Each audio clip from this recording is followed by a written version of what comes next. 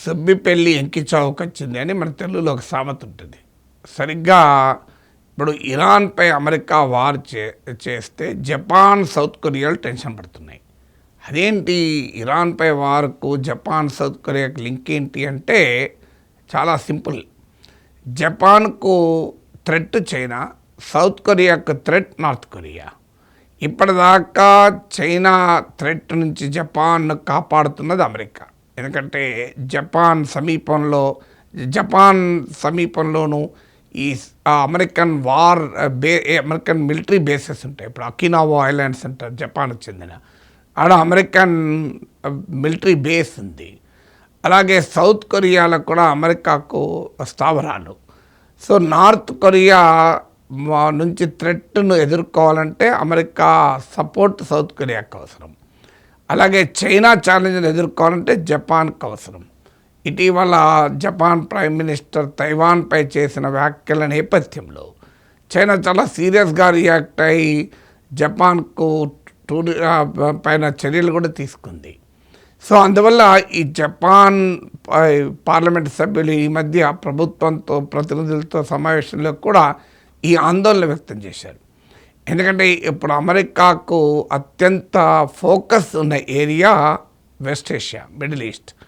Centre for strategic and international studies ఇటీవల ఒక నివేదిక ఇస్తూ 40% ఆఫ్ అమెరికన్ వార్షిప్స్ యుద్ధ నౌకలన్నీ ఇప్పుడు ఇరాన్ వైపే ఉన్నాయి.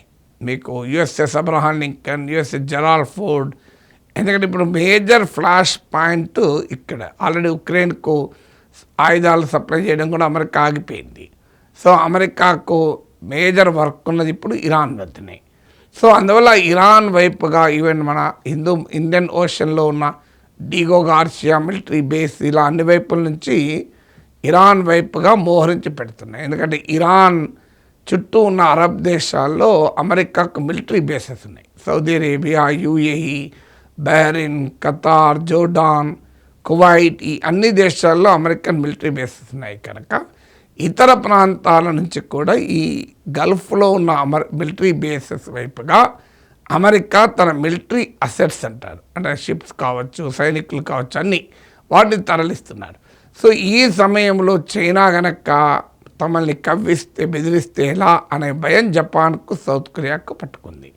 Already north Korea America north కొరియాకు న్యూక్లియర్ వెపన్ ఉండడంతో ట్రంప్ అసలు ఇవాళ కిమ్ గురించి మాట్లాడమే మానేశాడు. చైనా విషయంలో ట్రంప్ సంగతి తెలుసు కదా, చైనాతో ఎక్కువ ఘర్షణ పడడు. ఎందుకంటే చైనాతో ఘర్షణ పడే దశ రాలేదు ఇంకా. చైనా సవాళ్ళను ఎదుర్కోవటానికి రకరకాల ఎత్తుగడలు వేస్తూ ఉంటాడు. సో ఇటీవల మనం చూసాం G2 అమెరికా, చైనా కలిసి ప్రపంచాన్ని శాసించుదామని కూడా ట్రంప్ ప్రతిపాదించాడు. సో అందువల్ల చైనా, నార్త్ కొరియాలను కట్టడి చేయడంలో ట్రంప్ ఎంత దూకుడు చూపెడతాడన్న ఆందోళన ఆల్రెడీ ఈ దేశాలకు ఉంది. దానికి తోడు ఇప్పుడు American military assets, resources concentration అంతా మిడిల్ ఈస్ట్కి వెళ్తే ఇవాళ మా పరిస్థితి ఏంటి అనే భయం జపాన్లోను, సౌత్ కొరియాలోనూ పట్టుకుంది. అందువల్ల ఒక దేశంలో వచ్చిన పరిణామము అనేక దేశాల పైన రిపిల్ ఎఫెక్ట్ ఉంటుంది. సో ఒక చోట్ల ఇప్పుడు మీకు రష్యా ఉక్రెయిన్ వార్ ప్రభావము మన దేశంపై కూడా పడింది కదా. ఇవాళ రష్యన్ ఆయిల్ మనం ఇంపోర్ట్ చేసుకుని బెనిఫిట్ అయ్యాం. ఇప్పుడు అమెరికా శాంక్షన్స్ వల్ల రష్యన్ ఆయిల్ ఇంపోర్ట్ తగ్గించాం. అందువల్ల డిస్టెంట్ ఏరియాలో కూడా ఇది ప్రభావం పడుతుంది. అయితే ఎకనామిక్ షాక్ తగలడం వేరు, సెక్యూరిటీ ఛాలెంజ్ రావడం వేరు. ఇప్పుడు అన్లెస్ మన నైబర్హుడ్ అయితే సెక్యూరిటీ ఛాలెంజ్ ఉంటుంది. ఇప్పుడు ఆఫ్ఘనిస్తాన్ పరిణామాలు, బంగ్లాదేశ్ పరిణామాలు గ్యారెంటీగా ఛాలెంజ్ ఉంటాయి.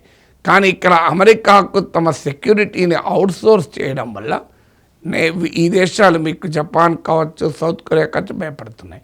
ఇక మూడవ ఎంటిటీ భయపడేది తైవాన్కి ఏంటంటే చైనా ఇప్పటికీ తైవాన్ను తమ దేశంలో భాగమే అని చెప్తుంది. Taiwan for all practical purposes ఇండిపెండెంట్గా ఉంటుంది. తైవాన్కు వేరే పార్లమెంట్ ఉంది, ప్రభుత్వం ఉంది. అమెరికా పెద్ద ఎత్తున తైవాన్కు మిలిటరీ సహకారం కూడా చేస్తుంటుంది. కానీ టెక్నికల్గా తైవాన్ సావరిటీని అమెరికా గుర్తించదు, భారతదేశం గుర్తించదు, ఎవరు గుర్తించరు, చాలా దాదాపు ప్రపంచంలో ఎవరు గుర్తించరు. సో ఈ స్టేటస్కో మెయింటైన్ అవుతూ వచ్చింది. కానీ అదపా చైనా బెదిరిస్తూ ఉంటుంది. తైవాన్ను అవసరమైతే బల ప్రయోగం ద్వారానైనా యూజ్ ఆఫ్ ఫోర్స్ దానైనా తమ దేశంలోకి ఇంటగ్రేట్ చేసుకోవడానికి సిద్ధమే అంటూ చైనా చెప్తూ ఉంటుంది. America house speaker Nancy Pelosi Taiwan వెళ్తే చైనా తీవ్రంగా అభ్యంతరం చెప్పింది. జపాన్ ప్రైమ్ మినిస్టర్ పార్లమెంట్లో సమాధానం చెప్తూ ఒకవేళ చైనా తైవాన్ పైన ఆక్రమించే ప్రయత్నం చేస్తే జపాన్ అందులో అనివార్యంగా దిగాల్సి వస్తుంది అని కామెంట్ చేస్తే చైనా జపాన్ల మధ్య తీవ్రమైన విభేదాలు వచ్చాయి. ఒక దశలో చైనా జపాన్లు ఘర్షణ పడతాయా అనే రీతిలో వచ్చాయి. అందువల్ల తైవాన్ దగ్గర సమీపంలో చైనా రెగ్యులర్గా మిలిటరీ విన్యాసాలకు కూడా చేస్తుంటుంది. అందువల్ల ఇరాన్ వార్ సుబ్బిపెల్లి ఎంకిచావుకి వచ్చినట్టు. అఫ్కోర్స్ ఇది సుబ్బిపెల్లి కూడా కాదు, సుబ్బిచావు ఎంకిచావు కూడా వచ్చింది అని దాన్ని మనం మార్చాలి. సుబ్బిపెల్లి ఎంకిచావుకి వచ్చింది లేదా ఎంకిపెల్లి సుబ్బిచావుకి వచ్చింది అనకుండా సుబ్బిచావు ఎంకిచావుకి వచ్చింది అని చెప్పాల్సి ఉంటుంది. ఎందుకంటే ఇరాన్కి పైన జరుగుతున్న దాడి అటు సౌత్ కొరియా, జపాన్, తైవాన్ లాంటి అమెరికా ప్రొటెక్టరేట్కు కూడా ఇవాళ టెన్షన్ పట్టిస్తోంది.